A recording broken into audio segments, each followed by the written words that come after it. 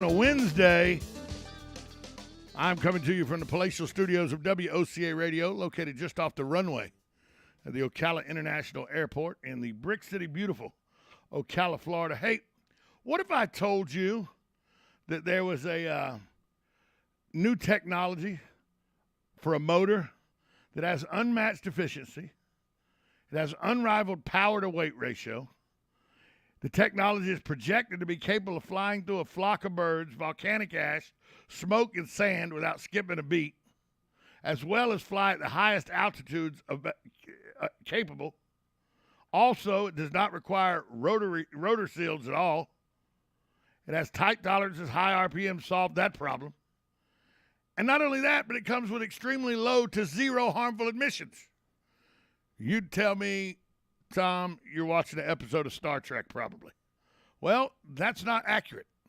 I actually would be talking about the Omega 1, the new motor, Astron's Omega 1, and I have the great honor of having the inventor of that engine and the CEO of the company, Matthew Riley, on the phone with me this morning. Matthew, good morning. Good morning.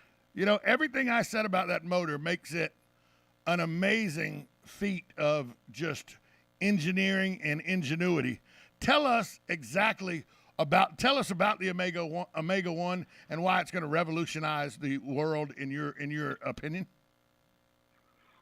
Well, you can look at get much more explanatory answers for yourself and your viewer or your listeners by looking at our website, astronaerospace.com. And you'll see that the technology actually combusts the entire chamber, because instead of combusting at 30% rotation of the crank, we're combusting at 275 degrees rotation of the crank.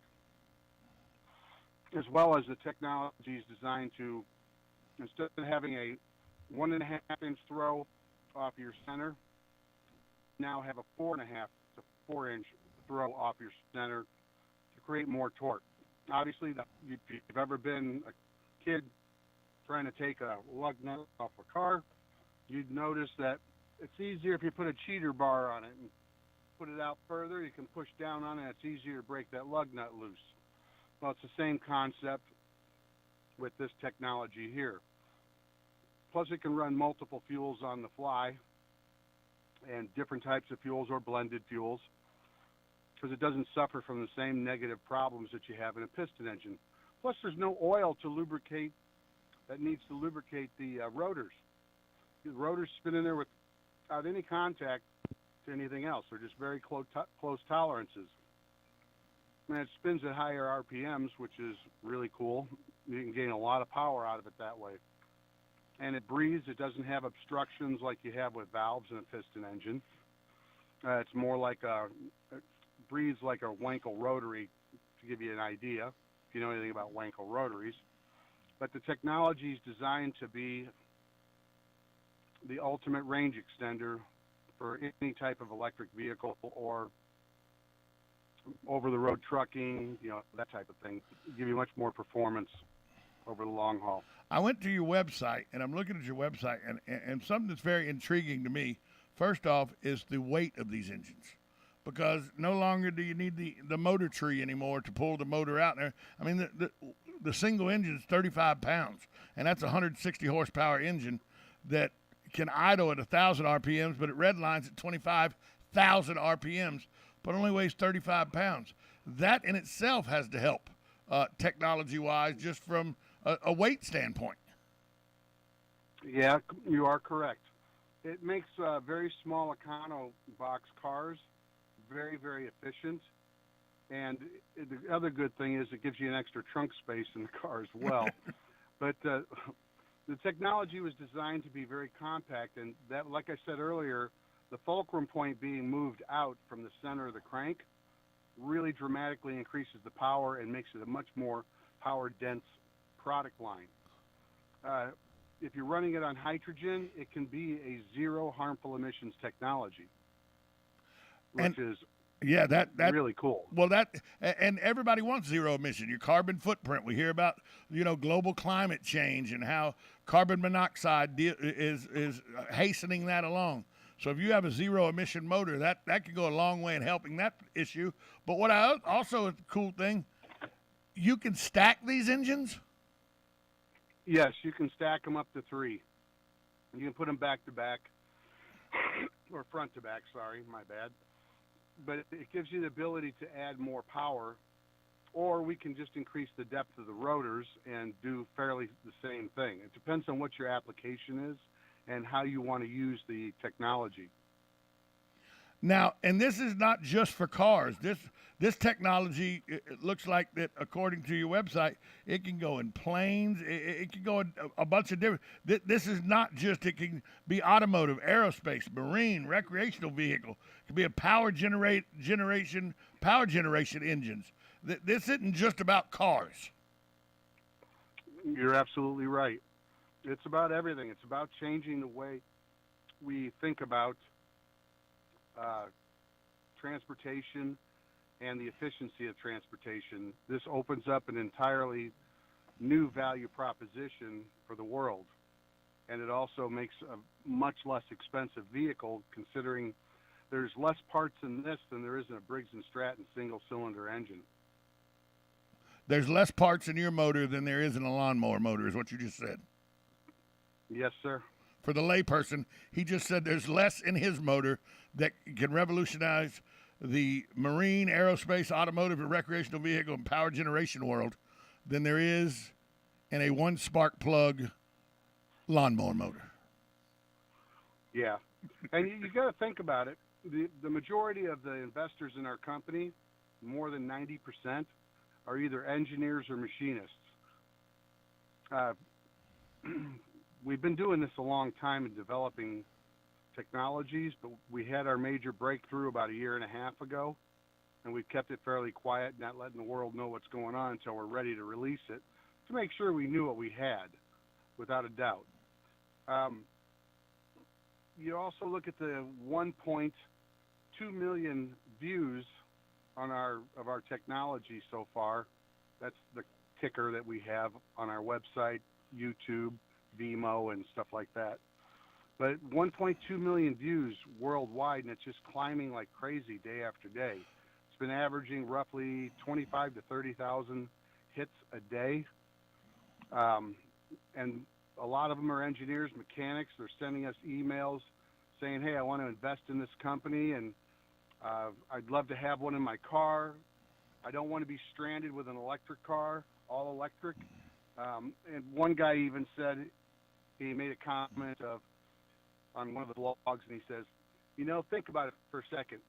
Without a gas-powered engine or hydrogen-powered engine, if the government wants to take care of you and shut you off, they can just turn off the power and you can't charge your car. Now you can't go anywhere. And I thought to myself, well, I don't think they'd ever do that, but it is a possibility, I imagine. But they shut off the internet when they want to. Well, you're absolutely right. They do it in China. I mean, what's to stop them from doing it here? Hostage negotiations 101. What are the police supposed to do? Well, my brother's always told me, he says, they're going to turn off the electricity, turn off the heat, turn off the water. So you can't use the bathroom, you can't eat unless you're eating from canned goods or something, and you're cold or too hot, one of the two, and no light. So that's the way they negotiate to get hostages taken care of. Well, what's to say that everybody else won't do the same thing with electricity and leave you stranded at your house? What do you say to the people? What do you say to the people that said, we've seen this before, though, and when you start with this technology, it's so good that the big three are going to come in and crush you like they've done numerous times to other people with innovative car. I mean, the rotary engine is your technology. How you're doing it is revolutionary. But the rotary engine itself, Mazda had rotary engines in their cars and got forced to put piston engines in their cars because the other manufacturers saying, your engine's so good it doesn't tear up, it doesn't break. We can't have that in this industry. What do you say to the people that say the automotive industry and the airline industry, the Boeings of the world and everything, they're going to come crush you because that's how they're designed to work? Actually, that's like the guy that had the 100-mile-per-gallon carburetor. I don't know if you remember that. That was back in the 70s. Well, the reason he got 100 miles per gallon is because he super leaned it out, and he had massive amounts of hydrocarbons, COs, and NOx and it had horrible emissions, but it did make 100 miles per gallon. It didn't do it at 75 or 80 mile an hour, but it was horrible emissions, and you can't do that in a small car. It's just not logical. Now, there is a technology that's been worked on and developed by General Motors, Ford, Chrysler. All of them have tried to do it at one time or another. Hyundai, or Honda, and Toyota. It's called HCCI, Homogeneous Charge Compression Ignition. Now, that was a revolutionary type of ignition. What it is, it's a homogeneous charge compression ignition that occurs inside a piston engine. But if you've ever watched a funny car go down the track and you've seen the cylinder head blow off of it that they have strapped down and the supercharger blows off. Now, you got to ask yourself, wow, what happened there? Well, the exhaust valve's very hot. Even with sodium nitrate valves, you're still going to get an exhaust valve that can turn cherry red around the edges. You follow? Yep. Well, if you're cramming it full of air and fuel, and you're doing this at a high rate and that valve gets hot, it'll pre-detonate that ignition before top dead center. And when it does, it's a massive ignition of everything in the chamber at once instead of a flame propagation that slowly brings the pressure to the piston. It blows the piston backwards, or it'll literally blow the cylinder head off. I've seen destroy an engine rapidly. I've seen more than one funny car engine blow up at the Gator Nationals when I've covered it for the radio and everything.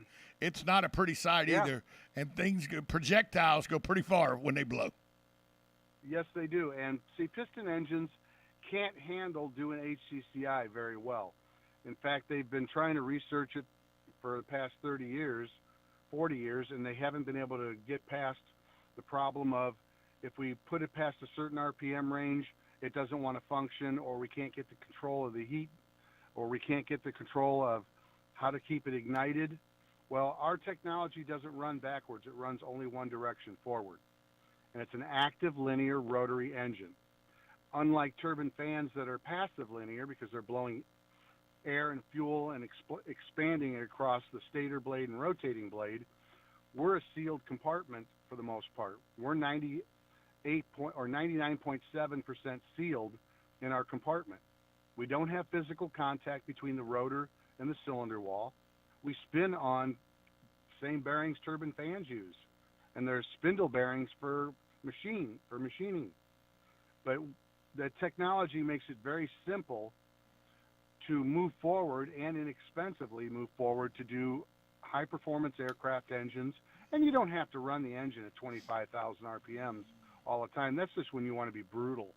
When you really want some crazy power, you need it for digging through a mud hole or pulling a stump or doing some farming, or if you're trying to climb really hard in an airplane. But the technology, because it doesn't suck air in through the front of its impeller assembly for oxygen to the engine, that's just for thrust or to cool the engine. It pulls its oxygen in from the side of the engine, where it can be pulled from behind the wing or from other areas that don't have direct contact with, volcanic ash, sand, or birds. Which makes it a much more safe value proposition.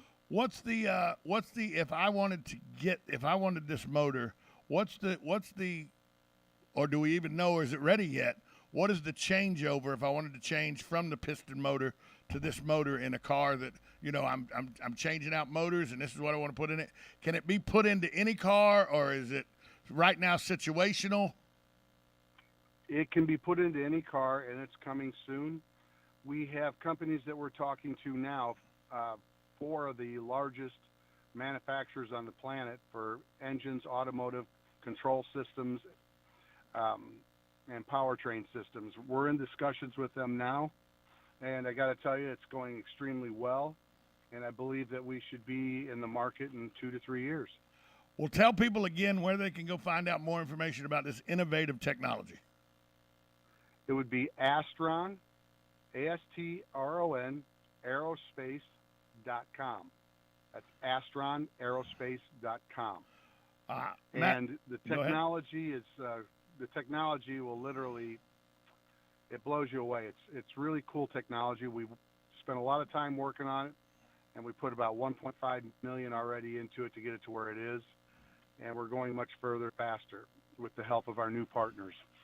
Matthew, and those will be announced soon. Matthew Riley, he's the CEO and inventor of the Astron Omega 1. Thanks so much for taking time out with us today to talk about this innovative technology, and much success to you and yours getting this up and running so that we don't have to go all electric by 2035. I appreciate all your efforts and hope great success for you and your company. I really appreciate you having us on the show today, and thank you kindly.